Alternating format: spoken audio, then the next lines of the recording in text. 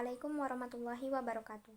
Pada video kali ini saya akan membacakan jawaban saya dari soal ujian akhir semester mata kuliah Pendidikan Kewarganegaraan, Program Studi Pendidikan Bahasa Arab semester 2. Nama saya Lisda Khairunisa dengan NIM 12120300077 kelas C.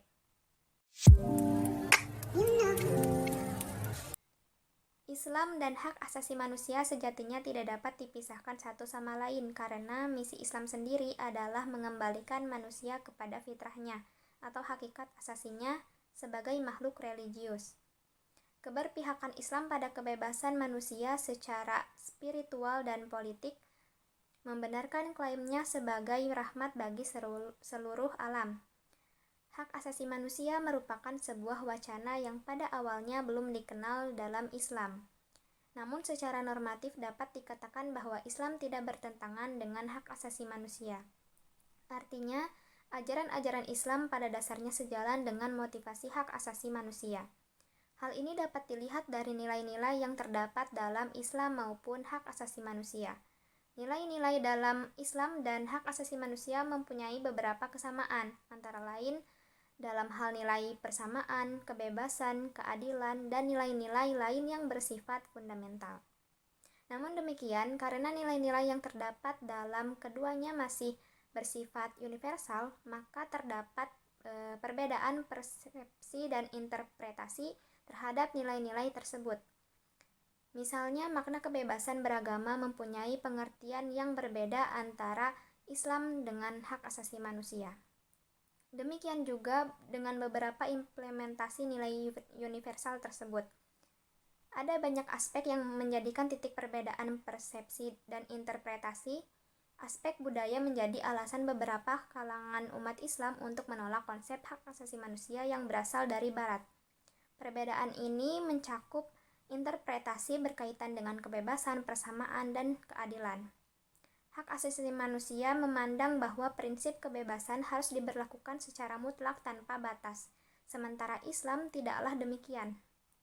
Menurut Islam, kebebasan tidaklah mutlak tanpa mengenal batas. Ada batas-batas tertentu yang harus dipahami.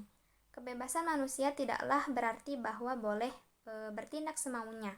Bagi Islam, kebebasan tanpa batas merupakan sebuah ketidakmungkinan karena manusia berada dalam batas-batas ruang dan waktu, sementara orang lain juga memiliki kebebasan.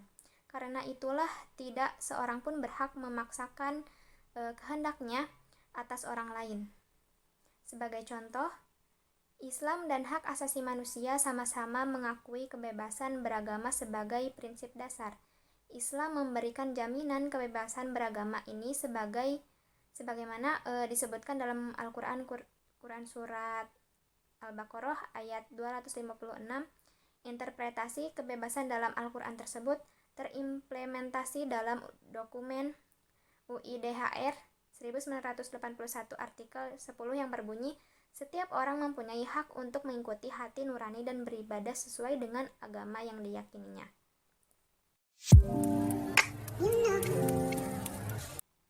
Negara Indonesia merupakan negara demokrasi yang menganut teori trias politika atau pembagian kekuasaan pemerintah menjadi 3, yaitu kekuasaan legislatif seperti DPR, DPD, dan DPRD, lalu kekuasaan eksekutif seperti lembaga presiden dan menteri-menteri, lalu kekuasaan yudikatif seperti MA, KY, dan MK.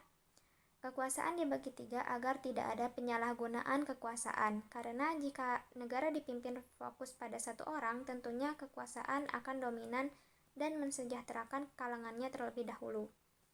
Relasi atau hubungan antara lembaga legislatif, eksekutif, dan yudikatif di negara Indonesia adalah mereka sederajat, tetapi saling berpengaruh satu dengan lainnya. Karena sederajat itulah akan ada kewenangan dan pengertian dari masing-masing lembaga, dan akan timbul perselisihan dalam menjalankan perintah yang menyebabkan pengertian awal Undang-Undang Dasar dibedakan sesuai dengan kepentingan dari setiap lembaga. Lembaga legislatif, eksekutif, dan yudikatif adalah kumpulan wakil rakyat yang harusnya menjadi kepala penyuara rakyat. Namun keadaannya sekarang tidaklah sama. Mereka hanya mengatasnamakan kepentingan rakyat. Sebagai lembaga eksekutif, mereka menjalankan undang-undang yang telah dibuat oleh legislatif. Pelaksanaan undang-undang diawasi oleh legislatif, dan lembaga yudikatif yang mengontrol dari legislatif yang membuat undang-undang karena cenderung kekuasaan partai sehingga harus ada yang mengontrol, yaitu lembaga yudikatif. Masyarakat Madani adalah model masyarakat kota yang dibangun oleh Nabi Muhammad SAW selepas hijrah ke Madinah. Dunia mengakuinya sebagai model masyarakat yang paling maju pada saat itu. Pola masyarakat Madani oleh orang Barat kini disepadankan dengan civil society yang dipandang modern oleh mereka. Menurut Dawam Raharjo, masyarakat Madani mengacu kepada Al-Din, Al-Tamadun atau Al-Madinah yang secara harfiah berarti kota. Konsep masyarakat Madani mengandung 3 hal, yaitu agama sebagai sumbernya, peradaban sebagai prosesnya, dan masyarakat kota atau perkumpulan sebagai hasilnya. Konsep itu sesuai dengan konsep kota Madinah yang dibangun Nabi Muhammad SAW pada tahun 622 Masehi. Masyarakat Madani juga mengacu pada konsep tamadun, yaitu masyarakat yang beradaban, yang diperkenalkan oleh Ibnu Khaldun.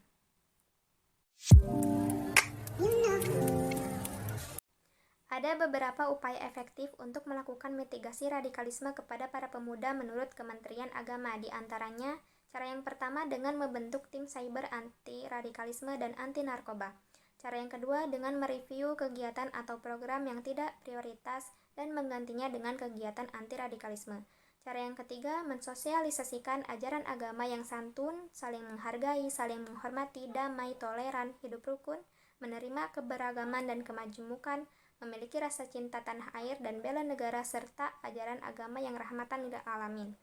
Cara yang keempat memperdayakan peran penyuluh agama fungsional atau penyuluh non-PNS seperti mubalik, penceramah, dan KUA kecamatan dalam upaya pencegahan paham radikalisme.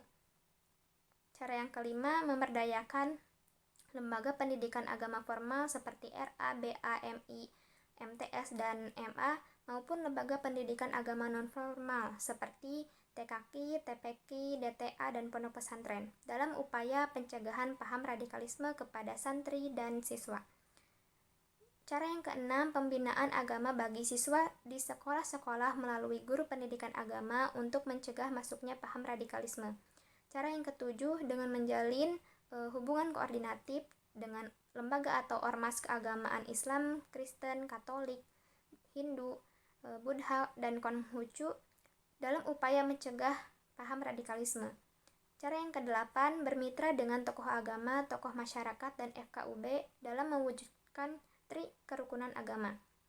Cara yang kesembilan, melakukan penanggulangan paham radikalisme dengan edukasi masyarakat, penyuluhan, bimbingan masyarakat di sekolah, keluarga, pesantren, majelis taklim, serta sejumlah program seperti dialog, workshop, dan diklat. Cara yang ke-10, dengan melakukan pemulihan paham radikalisme yang dilakukan dengan penyuluhan dan konseling, misalnya terhadap ex-napi teroris.